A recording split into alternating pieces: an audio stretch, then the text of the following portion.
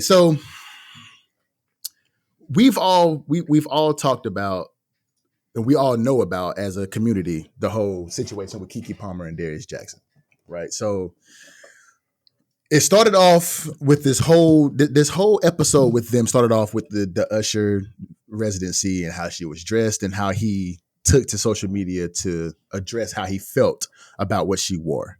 And that led into a slippery slope of, her making songs and her talking about, different things online, to it getting escalated to the point where she was, they were separating, and not that they were married. They weren't married, just boyfriend and girlfriend, but they were separating from each other. She was filing sole physical custody and putting a restraining order on him and yada, yada, yada. We know the story, right?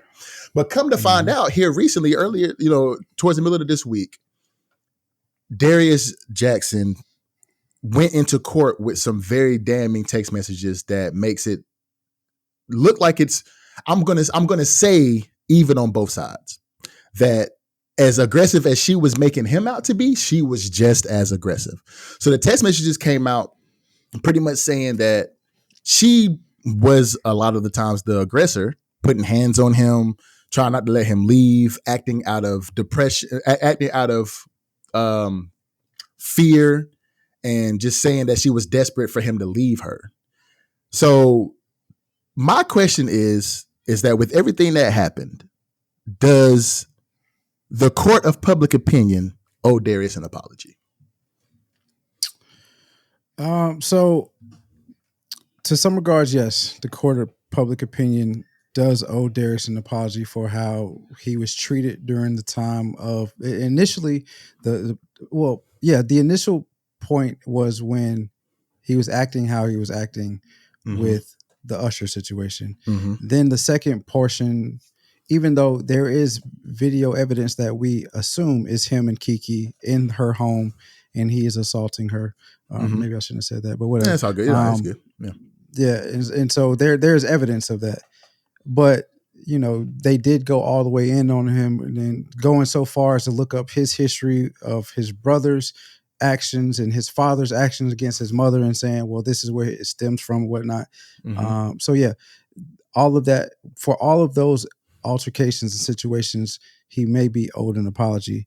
But I still stand firm in what I said when we talked about this a couple of weeks ago, is if you know how a person is, especially when you're in a relationship with a woman, then just remove yourself from the situation as best you can. The problem where most men get themselves into trouble is they try to stick it out in a relationship or stick out a situation that they know is toxic for them, which is rare, but some men do it. There are men that do it.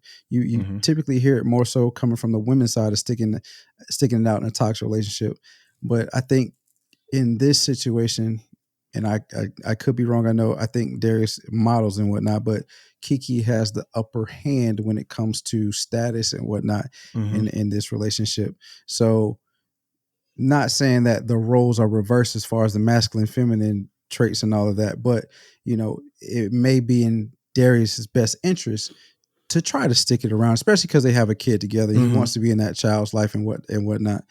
So yeah, the court owes him. The court of public opinion owes him apology, but I think he should have went through better steps of one, as he has finally done with these court documents, of keeping a paper trail of everything that's happened in the relationship between him and Keke. So when the situations pop up, I got this evidence. But two, also, just taking a step back from it, allowing her and the situation that they were going through with the abuse to cool off, and then come back and try to talk about it as adults. I know that's easier said than done, but in theory, that's probably what he should have done. Nah, for sure. Because I'm not sitting here saying that at no point was Darius, at no point was he aggressive, because you clearly see that she does have evidence of some aggressive behavior, right? But most of the time, from the outside looking in, as the public, and again, most of the time we should just honestly mind our motherfucking business, to be perfectly honest. It ain't none of our business. But when you put it in public, whenever you put it in the public, people are going to talk about it, right?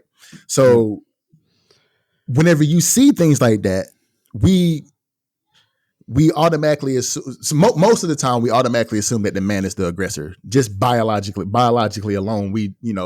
People are always going to have that argument that no man should hit a woman because we're just biologically stronger and what we can possibly do and hurt a woman, whatever. So I have never put my hands on a woman a day in my life, and I never plan on doing it. I will never do it. Right. But most of the time when we see situations like this, we don't know. We see the pictures. Yes, it seems like Darius was aggressive, but we don't know if she started it. We don't know if he started it. We don't know what the origin of this argument was. We don't know anything about it. All we're doing is looking at this picture and saying that this man is guilty until proven innocent because he's a man. Right. And we don't understand where the origin of this argument came from, because a lot of what Keke was saying in these text messages was, I was acting out of fear and desperation because I didn't want you to leave me. So she was talking about some situation in the alley where she hit him because he was trying to leave and get away from her. And she hit him because she was scared that he was going to leave. And he posted a couple of different things where he wanted to leave her, and she would act out of rage and try to get him to stay. And I'm like, yo, like, if it's showing from what she's saying and from what the evidence that he's posting is that he's tried multiple times to leave Keke. Right. And she wouldn't let him leave. And so it always acted out of rage and fear. And so to me, that says that, like you mentioned, he tried to leave, but she manipulated him to come back. But I've said this again in the second part that we talked about Keke, where we found out that they were separating, is those type of women are dangerous because they can manipulate you in all facets of life to do things that you typically wouldn't do had it not been because they know what buttons to push to get you going. And that could be, in the bedroom, that could be in these type of disputes, that could be in anything in life. When they know how to push your buttons, they pretty much control you. And that's what it seems like now. Yeah. With all of this information coming out. Again, we don't know the full story. We just know what's being released from court documents. We just know what's being said in the media. We don't know their full relationship. And that's the thing that kind of, I know it's our job now. That's what we do with Too Complex. We keep up with this type of stuff. That's the kind of things that gets the media in trouble and ultimately leads the public astray. Is we don't know their full story, but we're we're putting our narrative on it, trying to understand what's going on, when probably should just wait until it all comes out, if it comes out at all. True. And just to kind of echo what you were saying earlier, whether it's man or woman, if you just like D-Lo said, you have to understand who you're dealing with. And if Darius could see this from the beginning, even before the baby was born, and congratulations to them, of course, but even before the baby was born, if you could see who you dealing with, and you are constantly fighting for the relationship all the time, and it seems like a toxic situation, then do what you can to get away from it. And D-Lo said that man, it's you try to get away from these toxic situations as much as you can because you know it's not right for you, but there's always something that keeps you there. And women do it, men do it. They deal with the mental, physical, spiritual abuse, and they just keep going back and they keep going back. And we all need to learn how to get away from these toxic situations as much as we possibly can. And I can understand the trying to stick it out for the kids. I can understand it.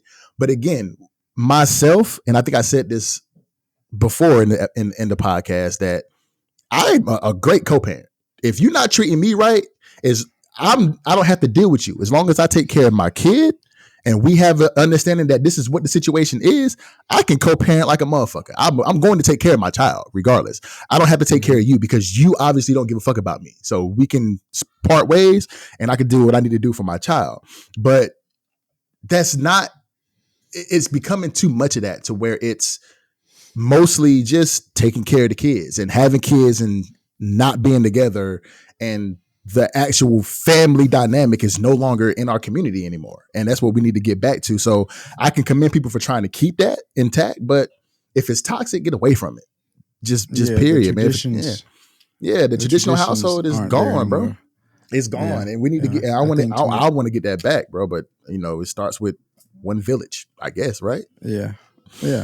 So I think we're comfortable with just having babies and, you know, having to, it's seen as functional now, but you know, 15 to 20 years ago, probably not even that long ago, that was seen as dysfunctional. Now it's a functional family. And, you know, you just have what they call a blended family. I mean, I'm a part of Yeah. that, but Yeah. you know, it's too much the norm now. And with that, you have all of these situations of someone trying to control the other because they no longer have control of the situation. So they're trying to control the situation by any means necessary.